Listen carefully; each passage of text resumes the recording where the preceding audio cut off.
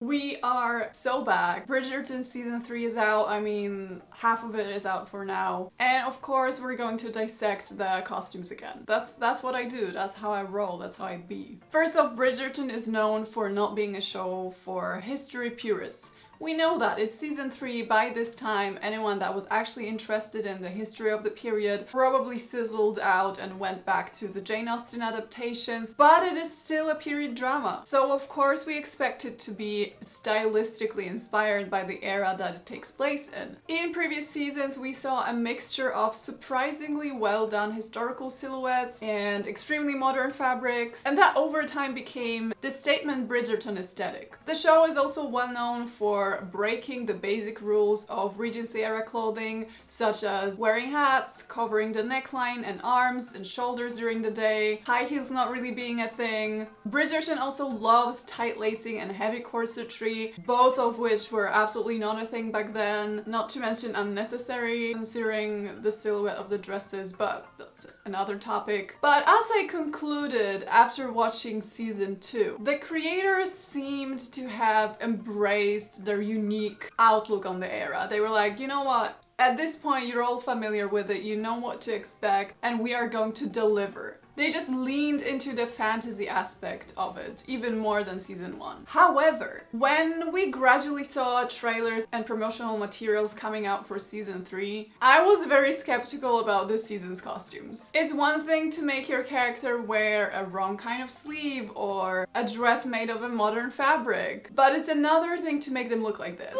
But I was also hopeful because this season we are finally getting the Penelope Featherington glow up, which is an interesting plot point costume-wise. So my general conclusion for this season's costumes is that they went off the rails.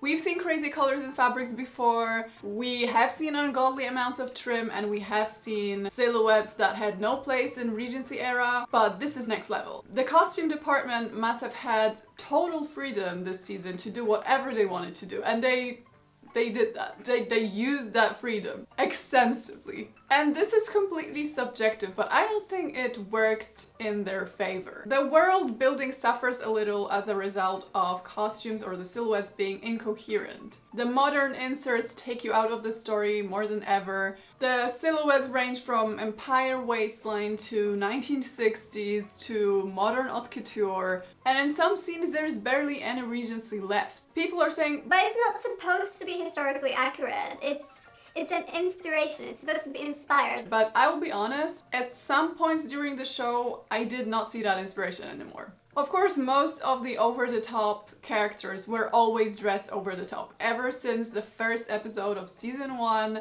the Queen and her court, they've always served the same extravaganza. The Featherington sisters are always outrageous, that's like a given.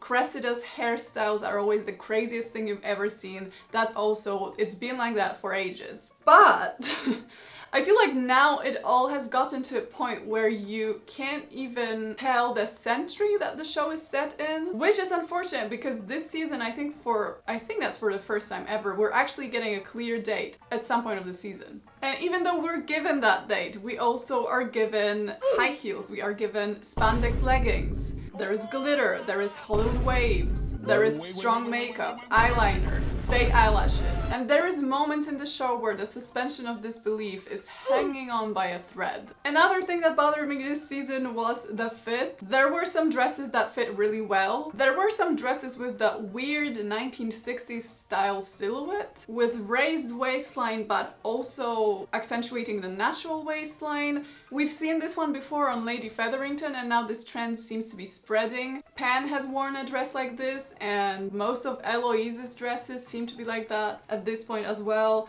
In Eloise's case, the designer did mention that they were inspired by Audrey Hepburn in the 1960s when creating Eloise's look, so I guess that makes sort of sense. But there were also a lot of clothes this season, especially outerwear, that were really baggy. Coats, pelisses, capes. First of all, someone clearly thought that Kate Sharma's beauty is creating too much of a distraction because her clothes this season to me didn't do her justice. I've heard that some garments were Indian inspired, but I still think they could use more structure or for more creative draping. Like in this scene, I actually thought it's going to be a pregnancy announcement because I haven't read the books. I did like this orange Spencer though, I think it was really well done. Second of all, Cressida. Now at this point we're used to her being the most over the top in the series, which is fine. It's a good character design. And the fact that she's doing more and more as the series progresses and she still can't find a husband also makes sense in terms of her character. My issue is mostly with the silhouette. You'd think someone that is trying to attract potential suitors will wear something more flattering or accentuate their figure more. But Cressida's clothes this season are very loose, her neckline is quite high. That might be the actress's personal preference, so I'm not judging, but I'm just saying, considering she is supposed to be a flirt, wouldn't it make more sense if she wore something a little more alluring? The character that has improved in terms of the fit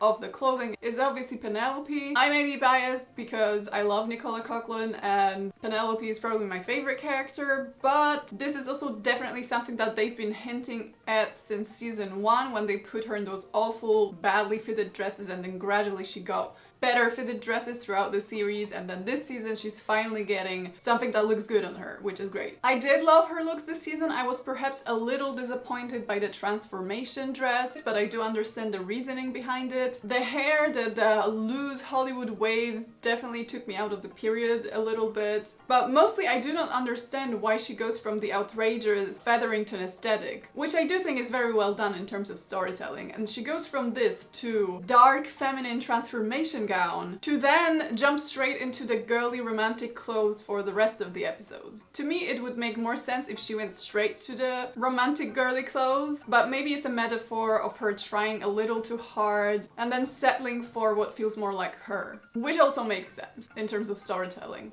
I just don't think the transformation look was that striking. Both in Penelope's wardrobe and in general this season, there was a lot of gauzy, very thin, see-through fabrics involved, which I really liked. Maybe Regency women didn't wear tulle gloves, but they definitely had a soft spot for anything that was gauzy, see-through, and very light. So I think that's a really nice nod to the era. And finally, let's talk about my two favorite aspects of the costumes this season so far. First of all, Mrs. Mondridge. Probably one of the only characters this season so far that to me embodies Regency era. Her dresses fit just well. They just fit. They just fit so well. Even when they're made of jarringly modern fabrics, she still has the air of Regency about her. Her hair always serves Regency too, so I would absolutely love it if more characters were dressed this way. And the other thing I really liked this season was the Celestial Ball. I don't remember who hosted it, but the ball where everyone was dressed in like celestial inspired gowns. Costume-wise, to me, the best scene in this season so far. The color palette, the celestial elements, it was all just beautiful. Everything was sparkly and combined with the dim lighting, it just ate. It ate. This scene was so pretty. One last comment I'm going to make is that I think the extras and side characters embodied the Bridgerton spirit much better than the main characters this season so far, which I think is a shame. This is sort of a norm in cinema prior to 1970s, 1980s, so I thought we were past that idea of dressing everyone else historically and then dressing the main characters in a weird mixture of modern and fashion.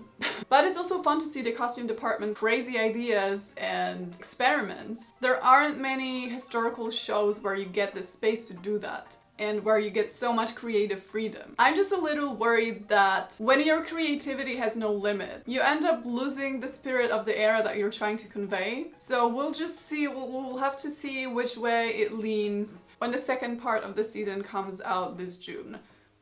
These are just my thoughts. Also, do you like my tiara? Bye.